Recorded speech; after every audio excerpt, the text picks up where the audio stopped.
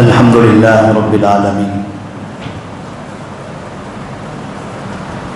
والصلاة والسلام على رسوله الأمين وعلى آله وصحبه أجمعين ومن تبعهم بإحسان إلى يوم الدين أما بعد فأعوذ بالله من الشيطان الرجيم بسم الله الرحمن الرحيم وَلَقَدْ نَعْلَمُ أَنَّكَ يَضِيقُ صَدْرُكَ بِمَا يَقُولُونَ فَسَبِّحْ بِحَمْدِ رَبِّكَ وَكُن مِّنَ السَّاجِدِينَ وَاعْبُدْ رَبَّكَ حَتَّى يَأْتِيَكَ الْيَقِينُ۔ محترم حاضرین، اللہ تبارک و تعالی نے اس دنیا میں انسانوں کی رہنمائی اور رہبری کے لیے ہر زمانے اور ہر دور میں ایک نبی کو منتخب فرمایا۔ اس نبی پر اللہ تبارک و تعالی اپنے احکامات نازل فرماتے، اس نبی پر وحی نازل کی جاتی، لوگوں کے مسائل، قوم کے مسائل، ان کے سوالات کے جوابات، ان کے اشکالات، ان کے شبہات، ان کی زندگی کے گزارنے کے طریقے اللہ تبارک و تعالی وحی کے ذریعے انبیاء علیہم السلام پر وقتاً فوقتاً نازل کرتا تھا،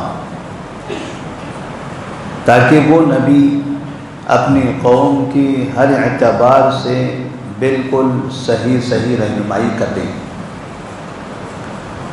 انبیاء علیہم السلام جتنی باتیں اپنی قوم کو بتایا کرتے تھے وہ تمام کے تمام اللہ تبارک و تعالیٰ کی جانب سے وحی ہوتے۔ یہ سلسلہ آدم علیہ السلام کے زمانے سے جو دنیا کے پہلے انسان تھے وہاں سے شروع ہوا تھا، اور کئی ہزار سال کے بعد آج سے 1500 سال پہلے وہ سلسلہ ختم ہو گیا۔ اس سلسلے کی آخری کڑی تھی سید المرسلین خاتم النبیین محمد بن عبداللہ صلی اللہ علیہ وسلم۔ اللہ تبارک و تعالیٰ نے انہیں خاتم النبیین بنایا کہ اب اس نبی کے بعد کوئی نبی آنے والا نہیں ہے۔ آپ صلی اللہ علیہ وسلم نے کہا انا خاتم النبیین لا نبی بعدی،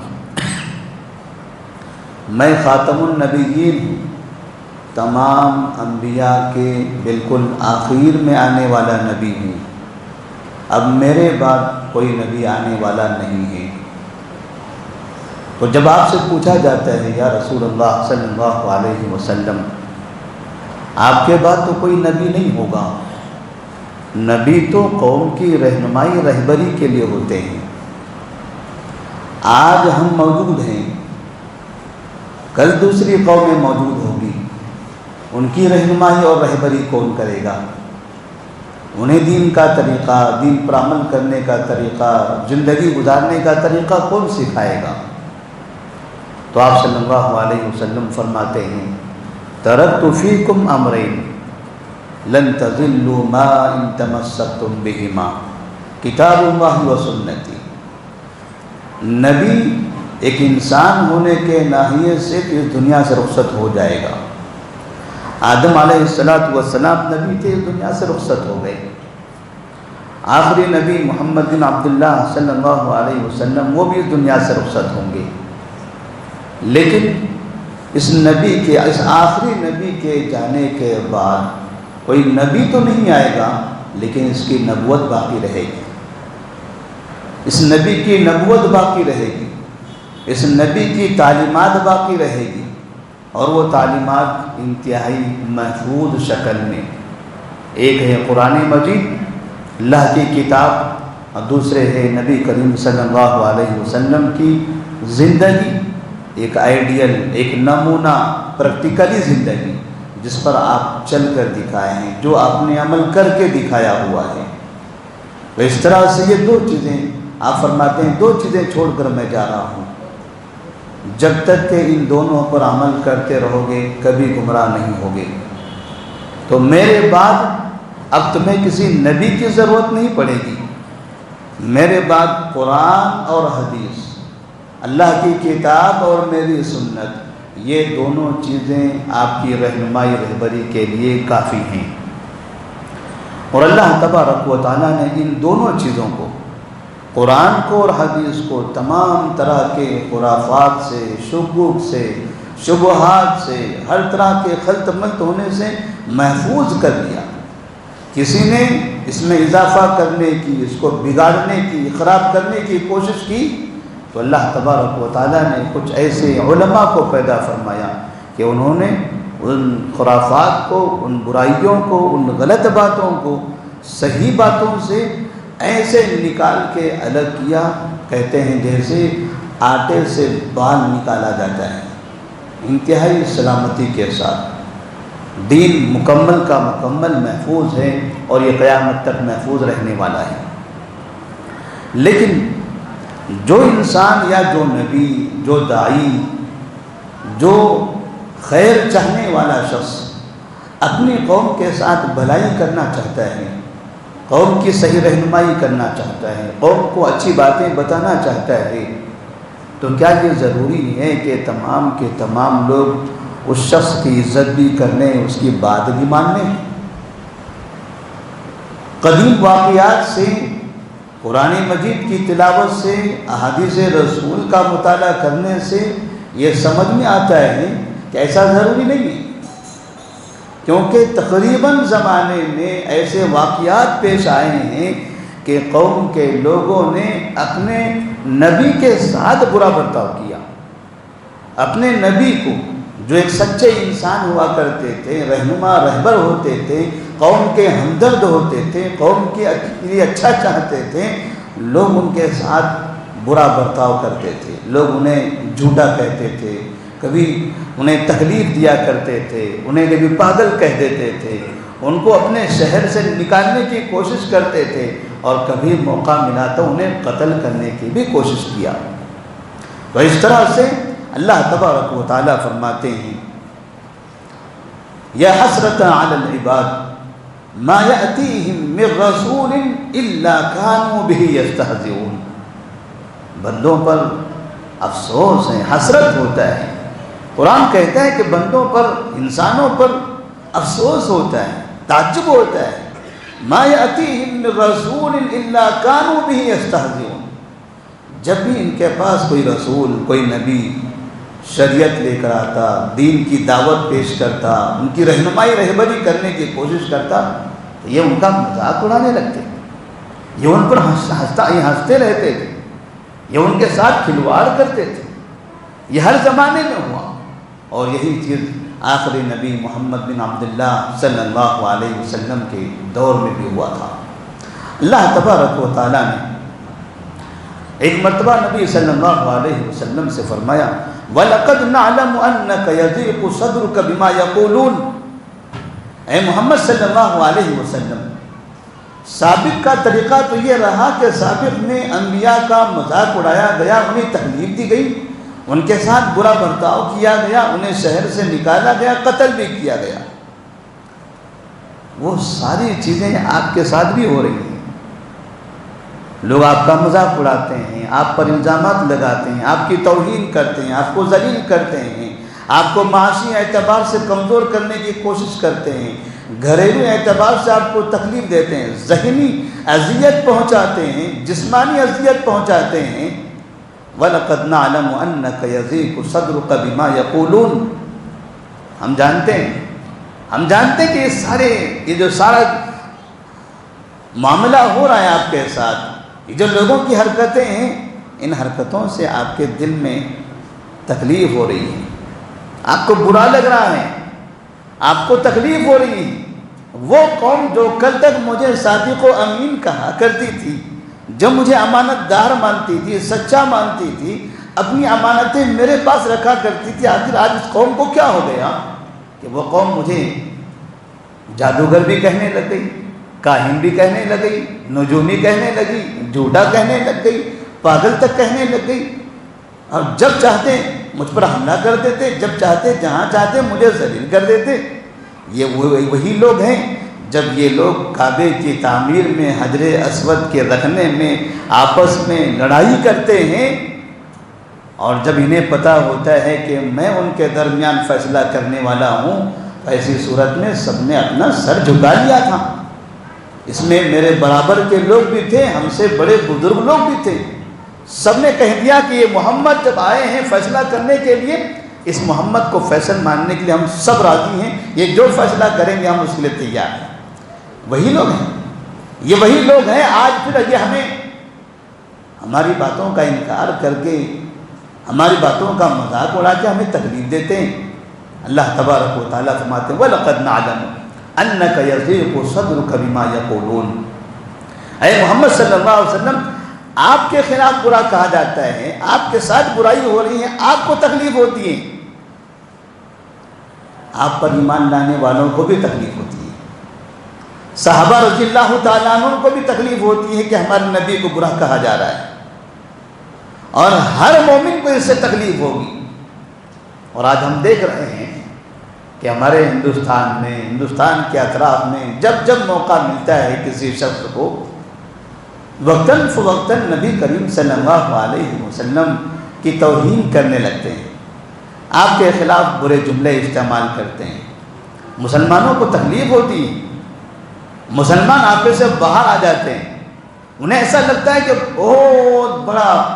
بہت بڑا طوفان آ گیا ہے، ایک بڑی تباہی آئی ہوئی ہے، اور پھر مسلمان نہ جانے کیسی کیسی حرکتوں سے اس کا جواب دینے لگتے ہیں۔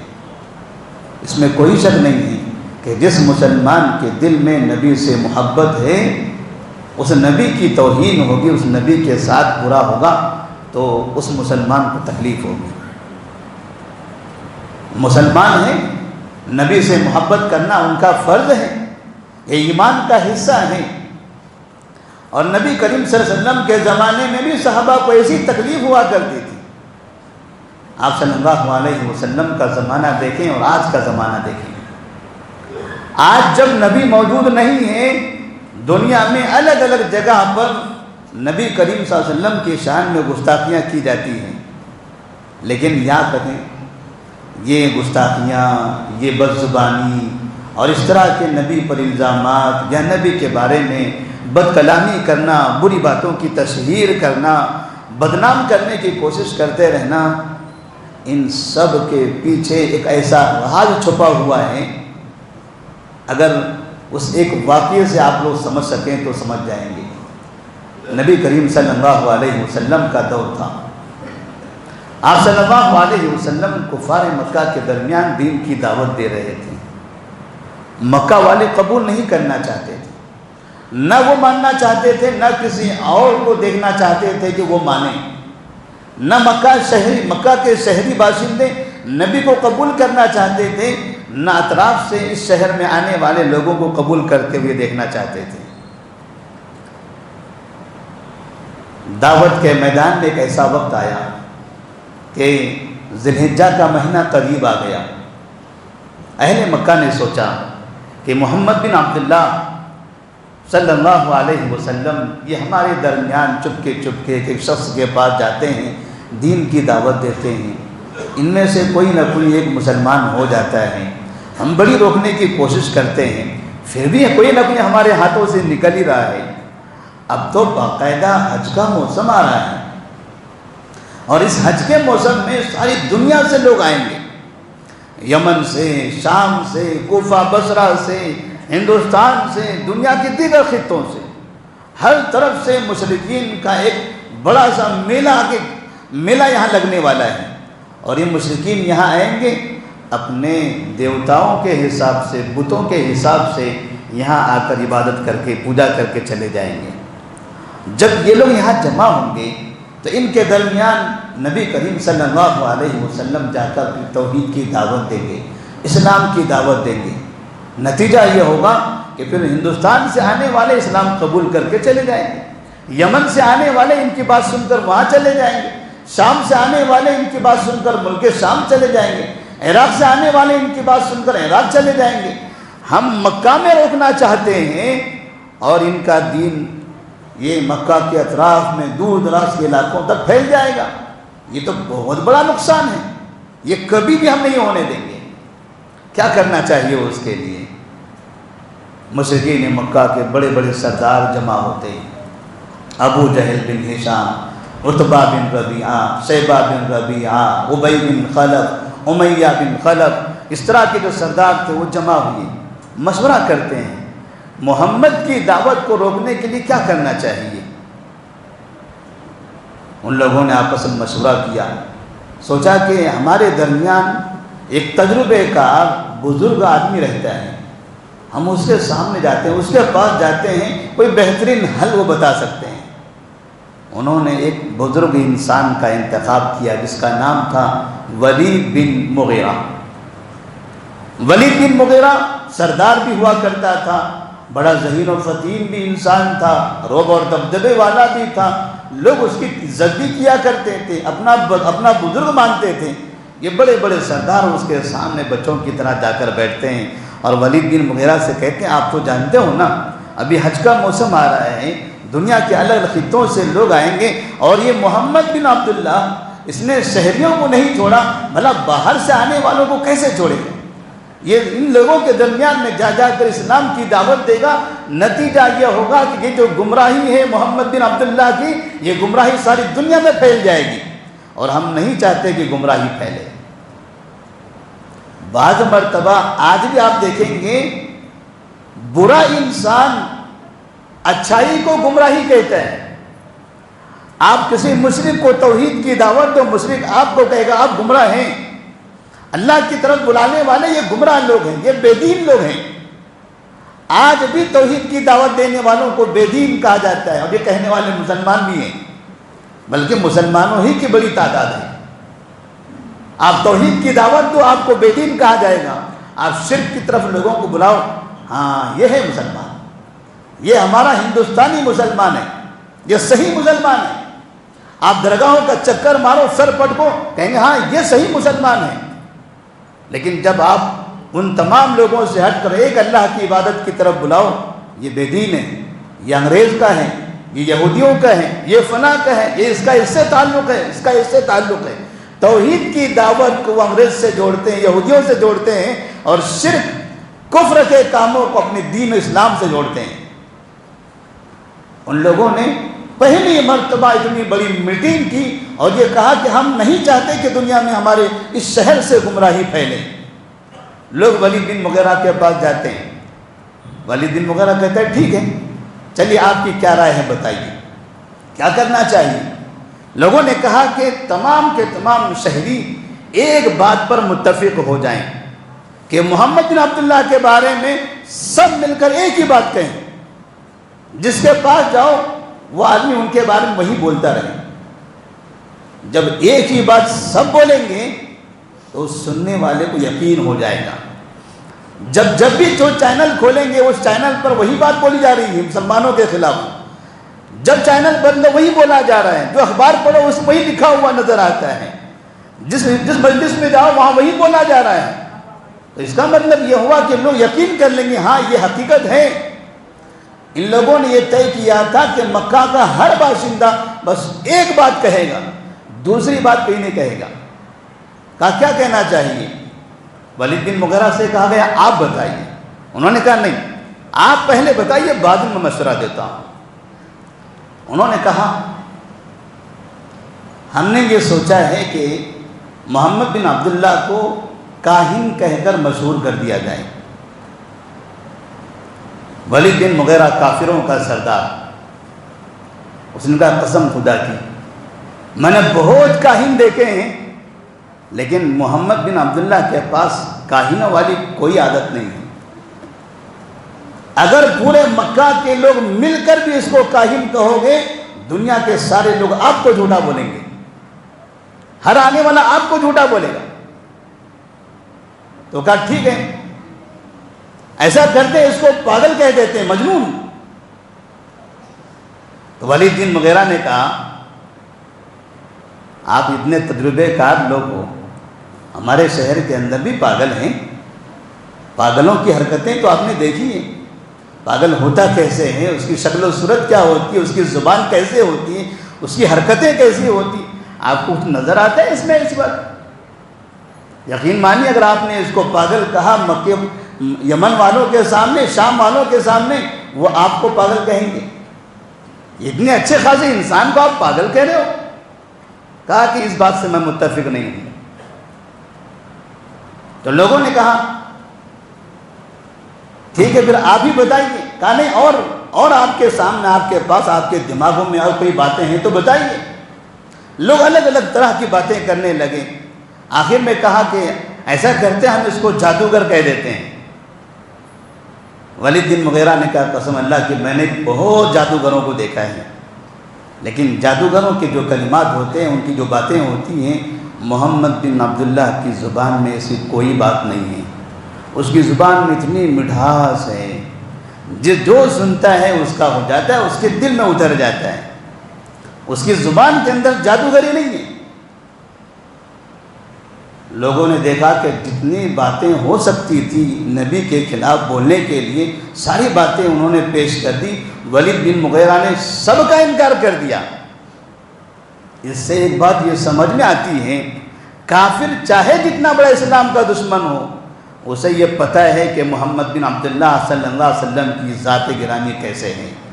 وہ جانتا ہے، اسے پتہ ہے کہ جو ہم کہہ رہے ہیں، جو ہم سن رہے ہیں، جو ہمارے معاشرے میں بولا جا رہا ہے، یہ سب غلط ہے۔ اس نے ایمان تو نہیں لایا، لیکن اسے پتہ ہے جو بولا جا رہا ہے محمد عبداللہ صلی اللہ علیہ وسلم کے بارے میں، اس کا حق سے کوئی تعلق نہیں ہے۔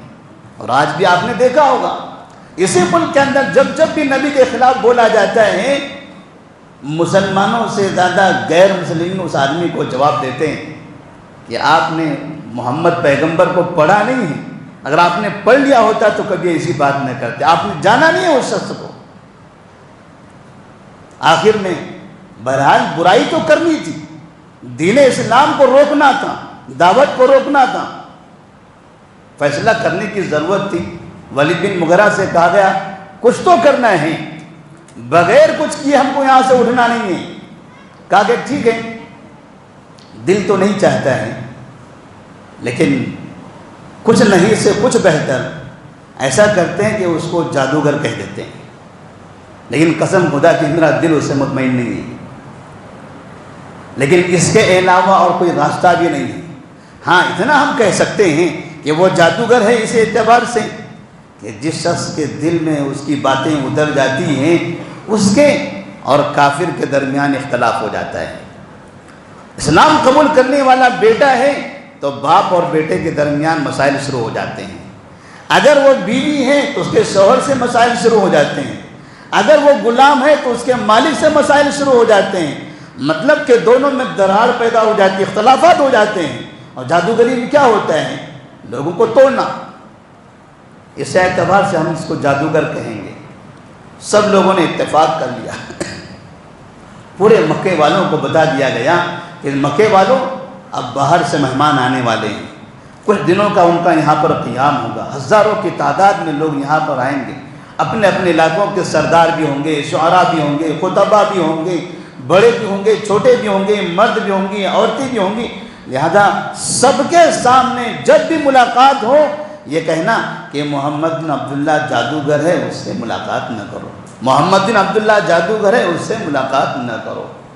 اور یہ کرنے کے لیے انہوں نے باقاعدہ مکہ کے طرف آنے والے جتنے راستے ہوتے ہیں، جہاں جہاں سے حجاج آتے تھے، وہ تمام راستوں میں اپنے لوگوں کو کھڑا کر دیا کہ ہر آنے والا شہر میں آنے سے پہلے باہر ہی ان کو بتا دیا جائے، باہر ہی ان کو بتا دیا جائے کہ آپ میرے شہر میں جا رہے ہو، وہاں شہر کے اندر ایک محمد بن عبداللہ نامی شخص ہے، وہ جادوگر ہے، اس کی باتیں نہ سننا ورنہ آپ کے اوپر جادو ہو جائے گا۔ کون چاہتا ہے کہ اس کے اوپر جادو ہو جائے؟ کون اپنی بربادی چاہے گا؟ کوئی بھی نہیں چاہے گا۔ لہذا جس نے سمجھا کہ جادوگر ہے وہ سمجھنا چاہیے، بچتے رہ گئے۔ انہی آنے والوں میں سے ایک تھے طفیل بن عمرو دوسی، یمن سے آنے والے شخص، قبیلے دوس کے سردار۔ ان سے بھی کہا گیا آپ یمن کے سردار ہو، قبیلے دوس کے بڑے آدمی ہو، آپ شاعر بھی ہو، بڑے ہوشیار اور اچھے انسان ہو، آپ ہمارے معزز مہمان ہیں، دیکھیے ہم یہاں جو خرابیاں ہیں اس کے بارے میں آپ کو اطلاع دیتے۔ کہا کیا بات ہے؟ کہا محمد بن عبداللہ نام ایک جادوگر ہے، اس سے نہ ملنا۔ ہاں، انہوں نے اپنے کانوں میں روئی بھر لی۔ تو طفیل بن عمرو دوسی نے اپنے کانوں میں روئی بھر لی، کان بند کر لیا کہ میں نے تو محمد بن عبداللہ کو دیکھا نہیں ہے، مکہ میں جاؤں گا، کعبے کا طواف کروں گا، کون ہے محمد نہیں معلوم، پتہ نہیں، ہو سکتا ہے میرے اطراف سے گزر جائے، کچھ کہہ دے اور میرے کان میں پڑ جائے اور مجھ پر جادو ہو جائے، لہذا میں جادو سے بچنا چاہتا ہوں۔ کانوں کو بند کر لیا اور بند کر کے کعبے کا طواف کرنے لگے۔ کعبے کے طواف کے دوران میں دیکھا ایک آدمی وہاں کھڑا نماز پڑھ رہا ہے، کچھ گنگنا رہا ہے، کانوں میں روئی بھرنے کے بعد بھی ہلکی سی آوازیں آتی ہیں، آوازیں آنے لگی۔ اس نے سوچا میں تو بڑا شاعر ہوں، بڑا خطیب بھی ہوں، اپنی قوم کا سردار ہوں، اتنا ہوشیار انسان بھی ہوں، میں کوئی پاگل تھوڑی نہ کسی کی باتوں پہ ایسے آ جاؤں گا۔ کانوں سے روئی نکالی اور جہاں نبی نماز پڑھ رہے تھے، قرآن کی تلاوت کر رہے تھے، کھڑے ہو کر سننے لگے، سنتے رہے۔ آپ نے قرآن کی تلاوت کی، وہاں سے اپنے گھر کی طرف چل پڑے تو طفیل بن عمرو دوسی بھی آپ کے پیچھے پیچھے چل دیے۔ گھر کے پاس داخل ہو کے کہتے ہیں محمد میں آپ سے ملنا چاہتا ہوں، میں آپ سے ملنا چاہتا ہوں۔ ملاقات ہوئی، کہا کہ جو وہاں پڑھ رہے تھے ذرا وہ دوبارہ پڑھ کر سنائیے، آپ کیا پڑھ رہے تھے میں اور سننا چاہتا ہوں۔ نبی کریم صلی اللہ علیہ وسلم نے فرمایا ان الحمد للہ نحمده ونستعینه ونستغفره ونعوذ باللہ من شرور انفسنا ومن سیئات اعمالنا من يهده الله فلا مضل له ومن يضلل فلا هادي له واشهد ان لا اله الا الله وحده لا شريك له واشهد ان محمدا عبده ورسوله اما بعد۔ اس نے کہا عید کلماتک، دوبارہ پڑھو، پھر سے پڑھو ایک مرتبہ یہ باتیں۔ پھر آپ نے ان الحمد للہ نحمدہ ونستعینہ، جب یہاں تک پہنچے پھر کہا پھر دوبارہ پڑھو، پھر پڑھنے لگے۔ تو اس شخص نے کہا اے محمد ہاتھ یدک ابایعک، اپنا ہاتھ بڑھاؤ میں آپ کے ہاتھ پر بیعت کر لینا چاہتا ہوں۔ تو طفیل بن عمرو دوسی رضی اللہ تعالیٰ عنہ نے اسی جگہ پر اسلام قبول کر لیا۔ یہ ہے بدنامی کے پیچھے ایک راز۔ جب بھی اسلام کو بدنام کیا جائے گا، اسلام کے خلاف بولا جائے گا، نبی کی شان میں گستاخیاں کی جائے گی، نبی کو بدنام کرنے کی کوشش کی جائے گی، ان کے ہی افراد، انہی میں کے لوگ ان تحقیق کرنے لگیں گے، جستجو میں لگیں گے کہ آخر کون ہے یہ محمد، کہاں ہے ان کی کتاب، کہاں ہے ان کی سیرت، ہمیں کتابیں چاہیے۔ وہ پڑھیں گے اور ایسے پڑھ کر آج دنیا میں کتنے لوگ مسلمان ہو رہے ہیں۔ نبی کریم صلی اللہ علیہ وسلم سے مخالفت کی وجہ کیا ہے؟ کیوں لوگ نبی کی مخالفت کرنا چاہتے ہیں؟ بھلا نبی نے کس کا کیا بگاڑا ہے؟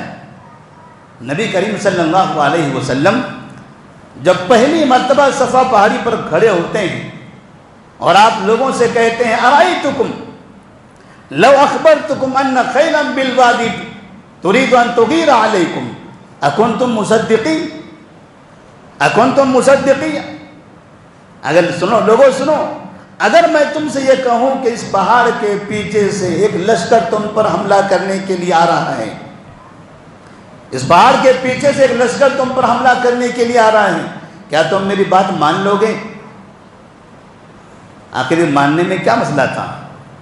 مکہ والے جانتے تھے کوئی مکہ پر حملہ نہیں کر سکتا، کیونکہ جس شخص نے مکہ پر حملہ کرنے کی کوشش کی، الم تر کیف فعل ربک باصحاب الفیل الم یجعل کیدہم فی تضلیل وارسل علیہم طیرا ابابیل، پوری سورت اس کے انجام کا ذکر موجود ہے۔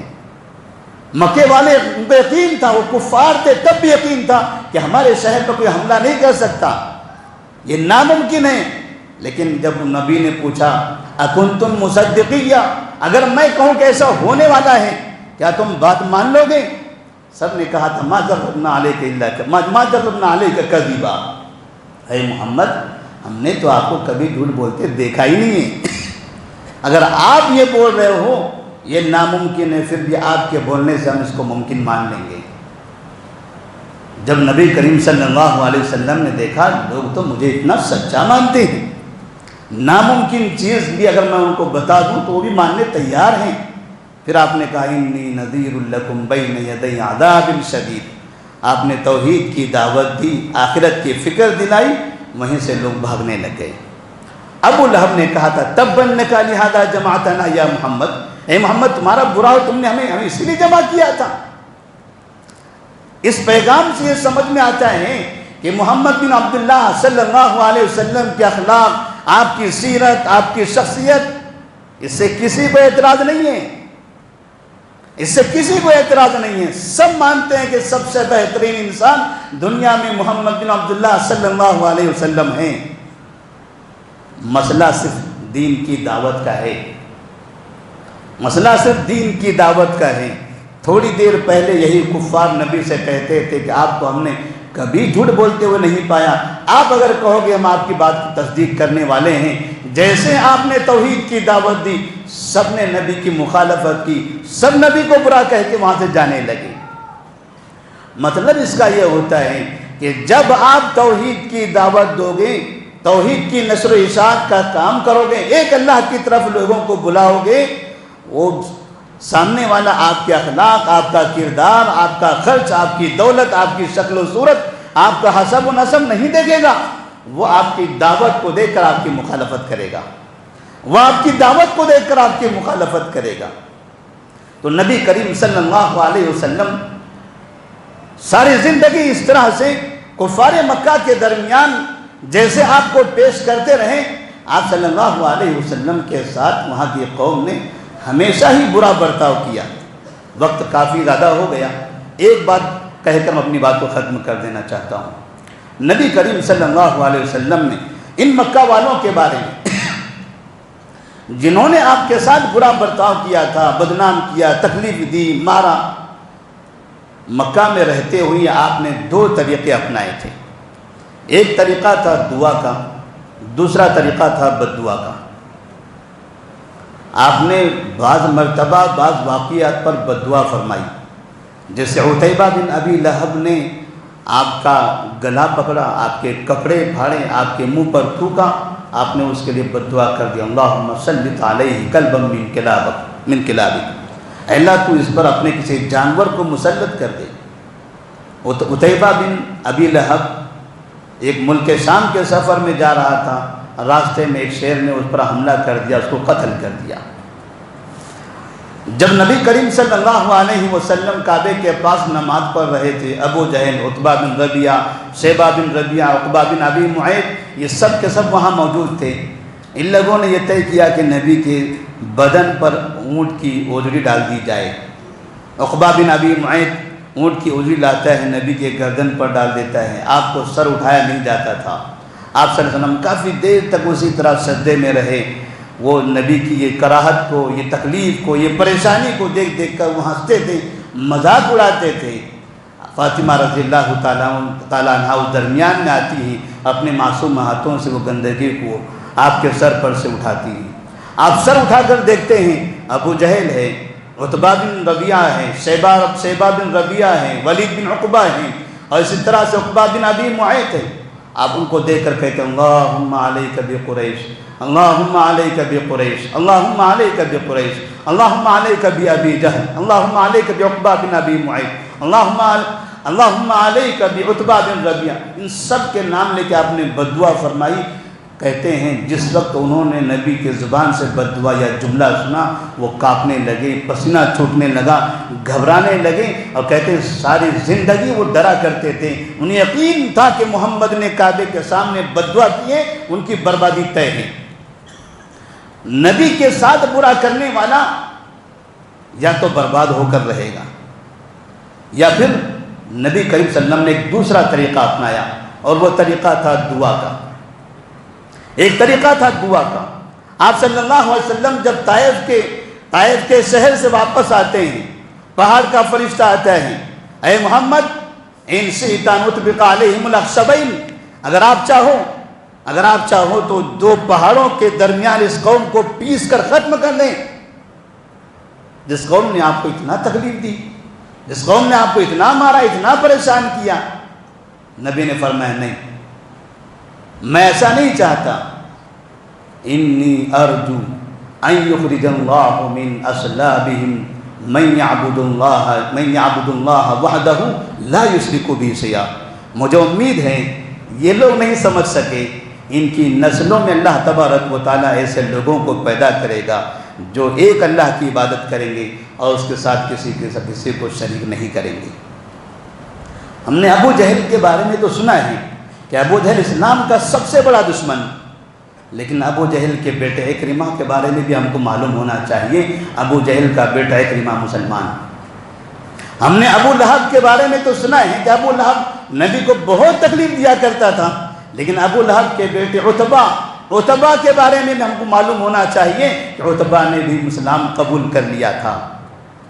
ہم نے ولید بن مغیرہ کے بارے میں سنا ہے، جو مشہور شخص تھا جس نے ہمیشہ نبی کی مخالفت کی، لیکن ہمیں اس کے بیٹے خالد بن ولید کے بارے میں جاننا چاہیے، یہ اسلام کا ایک بہترین سپاہی بنا۔ ہم نے ابو سفیان کے بارے میں سنا ہے کہ مکہ میں ہمیشہ جنگ بدر، جنگ احد، جنگ خندق، یہ تمام جنگوں کا ماسٹر مائنڈ، سپر پاور تب شخص وہ ابو سفیان ہوا کرتا تھا۔ لیکن ابو سفیان ان کے اپنے گھرانے کے ساتھ بعد میں سب کے سب اسلام میں داخل ہو گئے، رضی اللہ عنہم ورضوا عنہ۔ اللہ تبارک و تعالیٰ نے نبی کریم صلی اللہ علیہ وسلم کی دعاؤں میں ایسے اثر رکھا تھا۔ آپ صلی اللہ علیہ وسلم نے ایک مرتبہ مسلمانوں کو دیکھا، مسلمان بہت پریشان ہیں۔ آپ نے رات کی تاریکی میں رب کے دربار میں ہاتھ اٹھا کر کہا، اللہم اعز الاسلام باحب الرجلین الیک۔ اے اللہ، مکہ میں 2 بڑے خطرناک لوگ ہیں، 2 بڑے خطرناک لوگ ہیں، ان دونوں میں سے تو کسی ایک کو مسلمان بنا دے۔ یہ بڑے خطرناک لوگ ہیں، اس سے مسلمان بہت پریشان ہیں، یہ مسلمانوں پر بہت ظلم کرتے ہیں۔ ابو جہل بن ہشام، عمر بن خطاب۔